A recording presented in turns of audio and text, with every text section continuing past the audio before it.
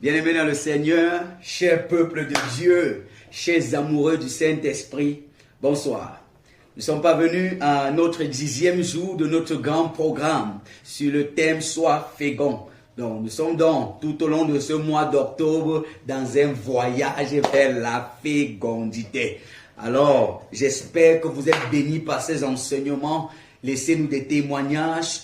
Commentez, partagez, laissez-nous des témoignages de ce que les enseignements sont en train de vous faire et nous serons encouragés par cela. Alors, aujourd'hui, nous abordons avec vous, bien-aimés dans le Seigneur, le 10e thème de la deuxième partie. Comme annoncé, nous sommes toujours dans les exemples bibliques de la fécondité. Nous avons abordé les deux précédents jours sur deux exemples bibliques tels que Moïse et Josué. Et ensuite, nous avons abordé Élie et Élisée. Aujourd'hui, nous abordons dans le Nouveau Testament pour que nous puissions voir comment le mécanisme est le même de Dieu. Dieu est un Dieu de fécondité de l'Ancien à la Nouvelle Alliance. De Genèse à Apocalypse, c'est la fécondité. C'est la reproduction dans tous les sens. Alors, nous voulons donc aborder avec vous le maître lui-même, le maître de la moisson, Jésus-Christ, qui va donc, d'une certaine façon, se reproduire au travers de ses disciples. Et nous verrons le mécanisme par lequel cela a eu lieu. Commençons par nous rappeler ici que quand Jésus arrive, Jésus vient seul. Dieu va envoyer Jésus comme le sauveur du monde, pour libérer le monde. Donc Jésus vient comme une espèce dont il n'y en avait pas sur la terre. Rappelez-vous que Jésus n'est pas né d'un homme et d'une femme comme tout le monde. Il est né sous la vertu du Saint-Esprit. Donc possédant, étant porteur de la sémence de Dieu, étant porteur d'une sémence particulière. Et il était donc question de reproduire cette sémence. Je voudrais vous inviter à lire le premier texte, qui est Jean 12, verset 24. Jean 12, verset 24. Là, il est écrit. En vérité, je vous le dis. Si le grain de blé qui tombe en terre ne meurt, il reste seul. Mais s'il meurt, il porte beaucoup de fruits. En vérité, je vous le dis. Si le grain de blé tombé en terre ne meurt, il reste seul. Le grain de blé ici, c'est qui? C'est Christ. Jésus vient comme une graine, comme une sémence. Et il est supposé se multiplier, se reproduire, afin que les gens de son espèce à lui, les gens de la nature de Dieu, parce que Jésus vient ayant la nature de Dieu, ce qui n'était pas le cas pour plusieurs. Rappelez-vous que quand Dieu crée Adam et Ève, le processus de l'image et de la ressemblance sera biaisé quand l'homme va consommer le fruit interdit. Quand l'homme va consommer l'arbre de la connaissance du bien et du mal, ils seront chassés du jardin. Or, Jésus vient donc avec une espèce, une nouvelle espèce, l'espèce de Dieu. Il vient avec une sémence, il est porteur d'une sémence, d'un genre de vie qu'on ne trouvait pas d'abord sur la terre. Or, il dit donc, si la graine tombée en terre ne meurt, elle reste seule. Mais si elle meurt, elle porte beaucoup de fruits. Donc Jésus est dans la sémence et il est supposé porter beaucoup de fruits, beaucoup de Jésus. Jésus, la graine, doit mourir en terre afin de se reproduire en beaucoup de Jésus.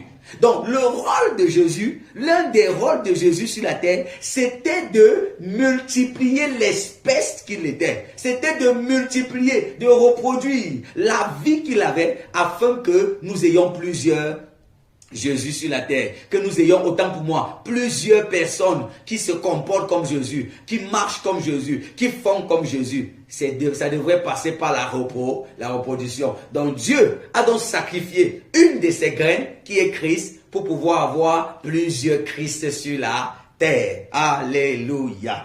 Mais bien aimés dans le Seigneur, comprenons donc ce que c'est qu'un disciple. Parce que c'est ça la finalité de la graine. C'est pourquoi nous parlons du thème Jésus et ses disciples. C'est quoi un disciple? Parce que ça fait beaucoup de personnes ont une mauvaise conception du disciple et ont fait tellement de discours autour du disciple et du disciple-là sans même comprendre de quoi il est question. C'est quoi un disciple? Un disciple, c'est une personne qui suit un maître. Un disciple, c'est une personne qui suit une discipline afin de devenir comme le maître. Un disciple, c'est un suiveur discipliné. J'emploie là des termes simples pour ne pas compliquer la définition. Donc, un disciple de Jésus, c'est un suiveur discipliné qui suit Christ. C'est une personne qui s'engage à suivre Christ dans sa discipline afin de faire comme Christ. Je reprends. Un disciple, c'est une personne qui s'engage à suivre Christ et à faire comme Christ. Or, il est important de pouvoir comprendre qu'au départ, quand Jésus arrive, il vient pour faire des personnes qui suivront sa discipline et qui, au bout du terme, feront comme lui. Mais il ne commence pas avec de telles personnes. D'ailleurs, il va les prendre où? Parce qu'un disciple n'est pas quelqu'un qu'on ramasse n'importe où. Avoir un disciple, ça prend du temps. Un disciple, mes bien-aimés dans le Seigneur, ne se cueille pas sur les arbres. Non. Pour avoir un fruit, vous devez s'aimer la graine. C'est pourquoi quand Jésus arrive, il n'y a pas de disciples probables. Non. Jésus n'appelle pas des gens qui étaient des disciples déjà. Non. Il appelle des gens pour en faire d'eux des disciples. Donc, un disciple, c'est la résultante d'une opération. Un disciple, c'est le résultat d'une formation. Un disciple, c'est le fruit d'un travail. Un disciple ne vient pas au hasard. Un disciple n'est pas le fruit du hasard. Un disciple ne tombe pas du ciel. Non, les gens qui vous suivent ne sont pas forcément des disciples. Les gens qui sont autour de vous ne sont pas forcément des disciples. Nous allons voir cela par la suite dans le développement de cet enseignement. Jésus commence avec la foule. Lorsqu'il arrive, il commence à aborder la foule, à parler avec la foule. Donc, c'est vers la foule qu'il s'en va. Lisons ici là dans Jean 6, verset 2. Jean 6, verset 2. Jean 6, verset 2. Là, il est écrit. Une grande foule le suivait parce qu'elle voyait les miracles qu'il opérait sur les malades. Une grande foule suivait qui? Jésus. Parce elle voyait cette foule, voyait les miracles qu'il opérait sur les malades. Lisons encore Matthieu 19, verset 34 à 36. Matthieu 19, verset 34 à 30. Matthieu 13, autant pour moi, verset 34 à 36. Matthieu 13, verset 34 à 36. Là, il est écrit. Jésus dit à la foule toutes ces choses en parabole. Et il ne lui parlait point sans parabole, afin que s'accomplisse ce qui avait été annoncé par le prophète. J'ouvrirai ma bouche en parabole. Je publierai des choses cachées depuis la création du monde. Verset 36. Alors, il renvoya la foule et entra dans la maison. Ses disciples s'approchèrent de lui et dirent, explique-nous la parabole de l'ivraie du champ. Vous comprenez par ces deux textes, parlant de la foule et de Jésus, qui étaient les premiers cibles de Jésus. Le premier texte de Jean va nous dire que la foule suivait Jésus à cause des miracles. Donc la foule va toujours vous suivre à cause de quelque chose. Et les disciples vous suivront à cause de qui vous êtes et de ce que vous faites d'eux. C'est ce qu'il faut savoir. Donc à cause des miracles, de la multiplication du pain et de beaucoup de choses que Jésus opérait, la foule venait tout le temps. Nous avons souvent des leaders remplis de foule. Les leaders qui sont toujours entourés de foule. Nous avons souvent beaucoup dans nos églises des foules qui viennent pour ceci, pour des guérisons, pour des miracles, pour un ensemble de choses, de préoccupations et d'intérêts égoïstes. Ce qui n'est pas forcément mauvais. Mais c'est la foule. La foule ne peut pas aller plus loin que ça. C'est pourquoi quand il y a un problème, quand il y a une situation, la foule disparaît et vous laisse. D'ailleurs, dans le texte de Matthieu que nous voyons, nous comprenons que face à la foule, Jésus parlait toujours en parabole. Ça veut dire qu'il n'allait jamais en profondeur avec la foule. Vous savez pourquoi? Parce qu'en réalité, à la foule, on ne s'investit pas dans une foule. Je reprends, on ne s'investit pas dans la foule. Jésus était stratégique. Quand il était face à la foule, il parlait en parabole. Et quand il rentrait avec ses disciples, il les expliquait la parabole. Quand on est avec la foule, on ne dépense pas assez d'énergie. On est dans un processus de ratisser l'âge. Avec la foule, on ratisse l'âge, c'est-à-dire on jette le filet afin d'attraper maintenant pour pouvoir sélectionner les personnes avec qui on va aller en profondeur. Quand un pêcheur jette le filet dans la mer, ça attrape les gros poissons, les petits poissons, les cailloux et même la saleté. Mais dans son filet, il ne rentre pas avec tout le contenu. Il fait le tri. Il va enlever les gros poissons qu'il sélectionne pour rentrer avec. Mais les petits poissons, il les remet dans l'eau. Les cailloux et les déchets, il les retire également de son filet. Donc quand nous sommes avec la foule, cher peuple de Dieu, la foule n'est pas un indicateur du succès de votre ministère. La foule, c'est le ratissage. Vous devez tamiser la foule afin de sélectionner les personnes avec qui vous devez aller en profondeur. Si votre seule cible n'est que la foule, si vous ne travaillez qu'avec la foule, si vous ne faites des choses qu'avec la foule, vous ne pouvez pas faire des disciples. Vous aurez que des suiveurs et des spectateurs autour de vous. C'est pourquoi malheureusement, nous pouvons être remplis dans les églises, mais nous n'avons aucun impact ou même pas d'impact. Nous pouvons être nombreux en tant qu'église de part et d'autre, mais il n'y a pas d'évidence. Regardez, il peut y avoir tellement de foule dans les programmes. Les programmes sont toujours bondés de monde, mais de monde sans impact. Les gens qui viennent et qui sont tout le temps dans les gros programmes, mais qui d'une certaine façon continuent à subir les mêmes problèmes, continuent d'une certaine façon à vivre dans la même situation parce qu'ils ne sont pas discipulés. Écoutez, un peuple, aussi nombreux soit-il, si vous ne sélectionnez pas les personnes avec qui vous allez en profondeur, vous ne ferez pas un travail profond. Jésus nous montre qu'il faut sélectionner. Oui, Jésus avait la foule. Parfois, nous avons l'impression que quand on parle du disciple-là, les gens ont l'impression que c'est parce qu'on a un problème avec la foule. On n'a aucun problème avec la foule. La foule consiste à ratisser l'âge. La foule consiste à pêcher afin de sélectionner. Vous avez jeté le filet et vous devez faire le tri. Alléluia. Après, dans la foule, vous allez voir que Jésus a sélectionné 70 disciples. Lisons la Bible dans le livre de Luc. Luc 1, Luc 10 autant pour moi. Luc 10. Je le trouve rapidement. Luc 10, verset 1. Après cela, le Seigneur désigna encore 70 autres disciples. Et il les envoya 2 à 2 devant lui, dans toutes les villes et dans tous les lieux où lui-même devait aller. Il choisit 72 et il les envoya.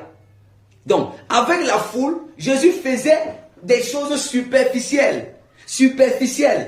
Et après, il a sélectionné au milieu de la foule des personnes qu'il a commencé à les coacher, au point de les envoyer les envoyer prêcher. Ça commence à réduire le champ. Il commence avec la foule, mais au fur et à mesure, il réduit le champ. Il avait 70 disciples. Et après les 70 disciples, mes bien-aimés dans le Seigneur, Jésus ne va pas se limiter là. Il va sélectionner 12 apôtres, 12 ouvriers, des personnes qui ne sont pas seulement des disciples, mais qui sont des disciples leaders, qui sont des disciples qui deviennent des ouvriers. C'est des disciples qui comptaient former pour la relève. C'est ce qu'on appelle des apôtres ici là. Ça veut dire, au-delà d'être des disciples, il les formait pour une perspective de la relève. C'est pourquoi, au milieu des 72, Jésus encore a 12 apôtres qu'il sélectionne. Vous voyez qu'au fur et à mesure que Jésus avançait dans son ministère, le nombre réduisait. Au fur et à mesure qu'il avançait, il passait plus de temps avec peu de personnes. Aujourd'hui, nous sommes très contents de passer plus de temps avec beaucoup de personnes et peu de temps avec peu de personnes. Aujourd'hui, beaucoup de serviteurs de Dieu n'aiment pas les moments individuels, n'aiment pas passer le temps avec peu de personnes parce qu'on n'est pas entré dans la culture du discipulat. On n'a pas intégré le fonctionnement du discipulat. On préfère plus passer le temps avec plus de personnes. Or, la Bible nous dit que Jésus passait plus de temps avec peu de personnes. Et ces peu de personnes étaient ses disciples. Parce que c'est au travers des disciples qu'on prépare l'avenir. Jésus savait qu'il ne pouvait pas lui seul gérer cette foule. Nombreux qui venaient à lui. Rappelez-vous, lorsqu'il fallait partager le pain, ce sont ces disciples qui ont aligné et classifié les gens au sol. Mais s'il n'avait pas de disciples bâtis, s'il n'avait pas de gens formés autour de lui, qui devait faire ce travail? Nous sommes souvent dans un contexte où nous replions tous sur nous-mêmes, sans préparer la relève, croyant que nous faisons du mal à quelqu'un. Nous faisons du mal à nous-mêmes si nous ne préparons pas la relève. Les 12 apôtres.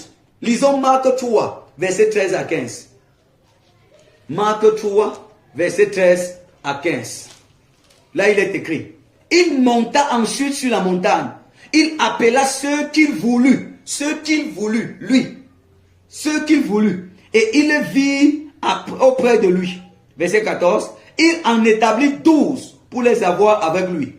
Et pour les envoyer prêcher. Avec le pouvoir de chasser les démons. Jésus, à un moment, va donc choisir, au milieu des personnes qui le suivaient, 12 apôtres. Il va les établir, apôtres, et pour les avoir avec lui. J'aime bien la différence, ou la nuance, ou la précision que le texte fait. Il établit 12, pas pour les envoyer prêcher. Il choisit 12, pas pour les envoyer faire le ministère. Mais les 12 qui les envoie, qui les choisit, c'est pour passer le temps avec eux. On dit, il établit 12 pour les avoir avec lui. Fait quoi? Les avoir avec lui. Afin qu'il les disciple, qu'il prend le temps de leur bâtir, de leur façonner, pour les avoir. Afin qu'il prend le temps de façonner leur vie, de bâtir leur vie, pour qu'ils soient efficaces selon là où il veut les amener. Jésus avait une vision. Rappelez-vous que la vision de Jésus n'était pas d'avoir des suiveurs, des fan clubs. Le but de Jésus n'était pas de multiplier des fanatiques comme aujourd'hui nous avons. Beaucoup de gens travaillent dans la perspective de multiplier les fanatiques derrière eux, de multiplier les suiveurs derrière eux. Des gens qui rôdent autour des serviteurs de Dieu, qui sont tout le temps autour des serviteurs de Dieu, mais ne peuvent pas distinguer leur gauche de leur droite spirituelle, de la foi. Mais ne peuvent pas véritablement vous tenir un bon discours dans la foi chrétienne.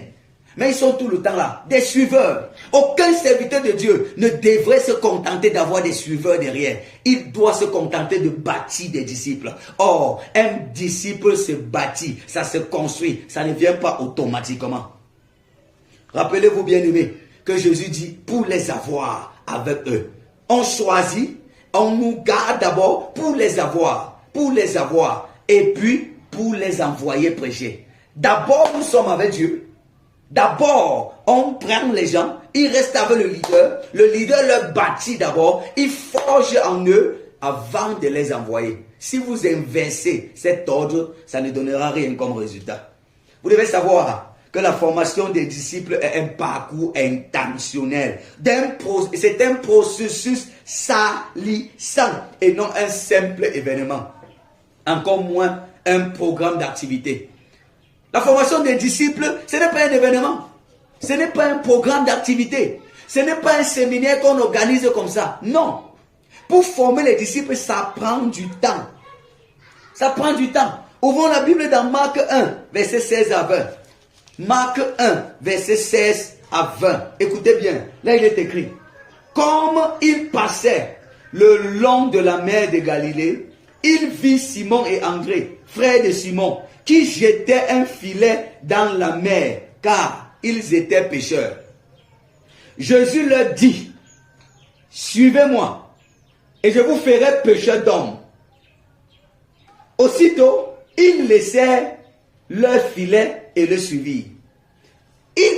Étant allé un peu plus loin, il vit Jacques, fils de Zébédée, frère, fils de Zébédée et son frère, qui eux aussi étaient dans une barque et réparaient les filets. Aussitôt, il les appela et, laissant leur père Zébédée dans la barque avec les ouvriers, il le suivit. Vous voyez, qu'est-ce que je vais vous faire remarquer? Jésus ici là marche et il va appeler donc les personnes.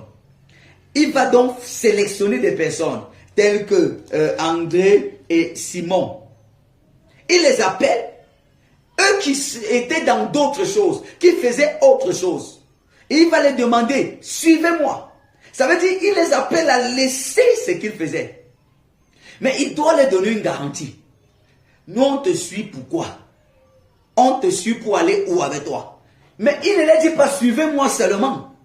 Il leur dit, suivez-moi et je ferai de vous pécheurs d'hommes. Et je ferai de vous pécheurs d'hommes. On ne suit pas un leader pour ses beaux yeux. Cher leader, pasteur, chef d'entreprise, chef de famille, successeur des familles, vous voulez que les gens vous suivent. Ils vous suivent pourquoi? Vous voulez que les gens vous suivent. Beaucoup de leaders se plaignent de ce que, oh, les gens ne nous suivent pas. Oh, quand on dit aux gens de faire ci, ils ne nous suivent pas. Oh, les fidèles ne nous suivent pas. Oh, les gens ne nous suivent pas. Écoutez, ils vous suivront pourquoi? Pourquoi est-ce qu'ils doivent vous suivre? Si vous ne les apportez rien, vous voulez qu'ils vous suivent pourquoi? Écoutez, vous ne pouvez pas vouloir en tant que leader, que vous ayez une position de leader, vous devez également avoir l'influence du leadership. Le leadership, c'est l'influence. Si vous avez la position seulement de leader et que vous n'avez pas l'influence, les gens ne vous suivront pas. Et vous allez passer tout le temps à vous plaindre. C'est pourquoi vous voyez autour de nous beaucoup de leaders passer le temps à se plaindre. Oh, je dis aux gens de venir, ils ne viennent pas. Ils partent que voir les tels. Ils partent que voir les tels. Mais en réalité, vous deviez vous poser la question, pourquoi est-ce que ces leaders ne nous suivent pas, ne répondent pas à notre appel, mais répondent aux appels des gens? Au lieu de passer le temps à calomnier d'autres personnes, vous devrez demander le secret. Et comment il fonctionne? Comment est-ce que Jésus peut passer? Et il voit des gens dans leur travail. Il a dit, oh, suivez-moi. Et il laisse tout. Mais Jésus leur a donné une garantie de ce qu'ils devraient devenir. Il dit, suivez-moi et je ferai de vous pécheurs d'hommes. Chers leaders, quand vous demandez aux gens de vous suivre, vous ferez de quoi? Une vraie église devrait donner une assurance à ses fidèles de là où elle les amène. De là où elle les amène. Une vraie église, un vrai leader devrait dire à ses fidèles, devrait dire à ceux qui le suivent, suivez-moi et je ferai de vous ceci ou cela. Si un leader ne peut pas vous dire où il vous amène, si une église ne peut pas vous dire où elle vous amène, elle n'est pas digne d'être suivie. On ne suit pas tout le monde. Non. On ne suit pas tout le monde. Beaucoup de gens passent le temps à se plaindre. Ah, ils font les gens pour eux. Vous croyez que c'est facile de faire en sorte que les gens suivent d'autres? Pourquoi ils ne vous suivent pas vous? Oh, ils suivent les gens, ils font les gens pour eux, ils font les disciples pour eux. On sort des discours comme ça qui n'ont aucun sens. Mais d'une certaine façon, est-ce que vous savez qu'il n'est pas évident, il n'est pas facile de faire en sorte que vous défiez les gens à vous suivre? Donc un leader qui arrive à défier les gens à le suivre a déjà une influence. On ne suit pas un leader pour rien. Jésus donne l'assurance. Je ferai de vous pécheurs d'hommes. Vous qui voulez que les gens vous suivent, qu'est-ce que vous ferez d'eux? Écoutez, ne suivez pas un leader s'il ne vous donne pas la garantie de là où il vous amène. La vie du leader, son comportement, ses attitudes et sa vision doivent vous donner une assurance et une garantie que vous n'êtes pas en train de perdre votre temps. Amen. Tous ceux qui vous suivent déjà, chers leaders, les gens qui vous suivent depuis des années, qu'est-ce qu'ils deviennent? Vous en avez fait quoi d'eux? Vous ne pouvez pas dire que vous suivez le modèle de Jésus et les gens vous suivent et vous ne faites rien d'eux. Vous passez seulement d'endroit en endroit, de poste en poste, de position en position, mais vous ne faites rien de ceux qui vous entourent. Chers chefs d'entreprise chrétiens, chers chrétiens qui êtes dans les bureaux, les gens qui vous suivent, qui sont autour de vous, vous faites quoi d'eux? Jésus dit, suivez-moi et je ferai de vous pécheurs d'hommes. Vous faites quoi d'eux? Des calomniateurs? Vous faites quoi d'eux? Association des frustrés? Qu'est-ce que vous faites des gens qui vous suivent? Mais bien aimés dans le Seigneur, Jésus nous donne cette assurance. Regardez donc, de Jésus aux disciples. Au début, Jésus faisait les choses seul. Il chassait les démons seul. Mais après, il a passé le témoin. Et on commence à voir les apôtres qui commencent à faire des choses seuls. À faire des choses seuls. Regardez, après Jésus, ce sont les disciples qui ont commencé à opérer. Ce sont les disciples qui ont commencé à tout faire. Au début, c'était Jésus. Jésus faisait seul. Prenons quelques cas d'exemple. Rappelez-vous, les évangiles nous disent que Jésus se levait tous les matins. Et il allait prier, laissant ses disciples. Au début, il faisait seul, pendant qu'il formait ses disciples. Après, un jour, deuxième étape, les disciples vont lui dire, Maître, enseigne-nous comment prier. Donc, la prière que tu fais là, enseigne-nous ça. Nous voulons également faire cette prière. Comment est-ce que nous pouvons prier? Et Jésus leur a enseigné comment prier. Jésus leur a enseigné comment est-ce qu'ils devaient prier. Ensuite, troisième étape, Jésus demande à ses disciples. Jésus prie avec ses disciples. Jésus est sur la montagne. Lorsqu'il était dans le jardin de Gethsemane, lorsqu'il devait mourir, il prend ses disciples et il dit, allons, prions ensemble. Quatrième étape, Jésus demande à ses disciples de prier pour lui. Imaginez, s'il n'avait pas enseigné à ses disciples comment prier, il devait demander de prier pour lui comment. Vous ne pouvez pas être un leader. Vous ne vous reproduisez pas. Et après, d'une certaine façon, vous êtes même dans une situation où il n'y a personne pour vous aider. Imaginez que vous êtes un médecin. Un bon médecin, bon chirurgien. Vous ne vous reproduisez pas. Vous ne formez pas d'autres qui peuvent faire bien comme vous. Le jour où vous serez malade et quand il va falloir qu'on vous opère, qui va vous opérer? Qui? Vous ne pouvez pas vous opérer vous-même. Qui va vous opérer? Écoutez, quand vous vous reproduisez, c'est pour votre propre bien. Pour que véritablement, si vous êtes dans le besoin, votre vis-à-vis, votre semblable puisse vous apporter ce service. Donc Jésus demande aux disciples de prier pour lui. Et cinquièmement, après que Jésus ne soit plus là, les disciples continuent à prier sans Jésus, dans la chambre haute. Jésus n'était plus là, mais les disciples sont restés dans la prière. Pourquoi? Ils avaient appris ça au pied de quelqu'un. Ils avaient appris ça au pied du Maître. Aujourd'hui, nous sommes dans les guerres de ceci. Et il ne vient pas me voir, il part voir tel. Le but, c'est de forger les disciples pour Christ. C'est de former des disciples pour Christ. Rappelez-vous, si la graine tombée en terre ne meurt, elle reste seule. Elle ne porte pas de fruits. Pour que vous fassiez des disciples, vous devez mourir. Mourir dans votre orgueil. Mourir dans votre suffisance. Mourir en vous-même. C'est pourquoi Jésus dit, si quelqu'un veut me suivre, qu'il renonce à lui-même. On ne fait pas. On ne produit pas. On n'est pas fécond. On ne se reproduit pas sans mourir. Pour que la femme donne naissance à un enfant, elle doit perdre les os, elle doit perdre le sang, elle doit perdre un certain nombre de choses. Le sang doit couler pour que l'enfant vienne. Vous ne pouvez pas donner naissance à quelque chose sans perdre quelque chose. Non, il faut que vous perdez quelque chose pour vous féconder et pour vous reproduire. Mais bien aimés dans le Seigneur, les disciples accomplis font d'autres disciples. Jésus nous a donc confié cette mission dans Matthieu 28, 19 à 20, lorsqu'il partait. Après avoir lui-même accompli des disciples, forgé des disciples, il a des disciples accomplis. C'est des gens qu'il a pris, qui étaient des pêcheurs, qui étaient des personnes qui travaillaient à la pêche, des pêcheurs de poissons, qui étaient des collecteurs d'impôts. Il les a récupérés et il a fait d'eux quelque chose. C'est pourquoi dans le livre des Actes des Apôtres, nous voyons les actes des disciples là-bas. Ce sont des disciples qu'il a pris le temps de bâtir, de forger et de former. On ne forme pas les disciples par des programmes. On ne forme pas les disciples par des événements. Ça prend le temps. Jésus s'est concentré sur 12 personnes pour les bâtir, leur forger son caractère. Il a pris le temps de mettre les valeurs du royaume en eux. Et aujourd'hui, nous sommes le résultat des 12 personnes. Quand Jésus est parti, il a dit à ses disciples, il leur a confié le témoin, allez, faites de toutes les nations les disciples. Continuez cela, que ça ne s'arrête pas. Vous qui êtes devenus aujourd'hui mes disciples, allez continuer à faire des disciples, les gens de la même espèce que vous. Allez, continuez à vous reproduire. Et jusqu'à aujourd'hui, nous sommes la reproduction des 12 apôtres. Où sont tes reproductions, chers serviteurs de Dieu? Où sont les gens en qui tu t'es reproduit? En qui tu t'es reproduit? Il faudrait à un moment qu'on arrête de croire que tous les fidèles qui sont dans l'église sont nos enfants, sont nos disciples. Non!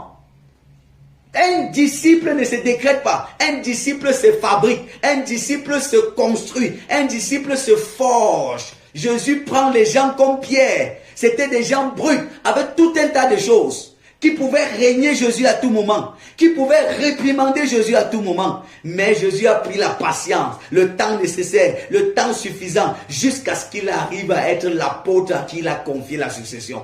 Vous voyez que Pierre, était, quand Jésus a ramassé Pierre, il était déjà quelqu'un à qui on pouvait confier quelque chose.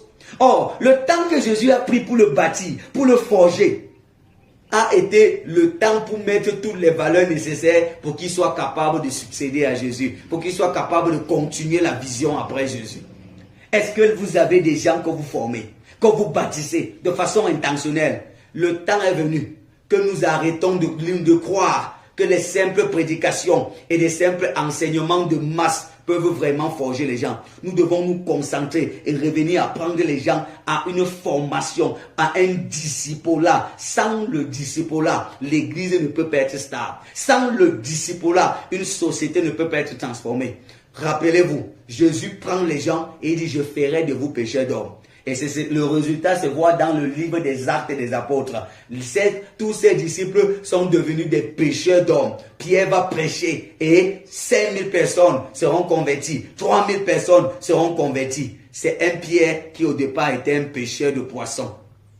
Parce qu'il est passé entre les mains d'un faiseur de disciples, il est devenu un pêcheur d'âmes. Les gens qui passent entre vos mains deviennent quoi? Chers leaders, les gens qui passent entre vos mains, les gens sur qui vous êtes établis, au bout d'un certain temps, qu'est-ce qu'ils deviennent? S'ils ne deviennent rien, vous deviez avoir honte et vous deviez déposer le tablier. Parce que Dieu nous appelle à faire des gens qui nous suivent quelque chose de bon pour le royaume des cieux. Que Dieu vous bénisse. Shalom.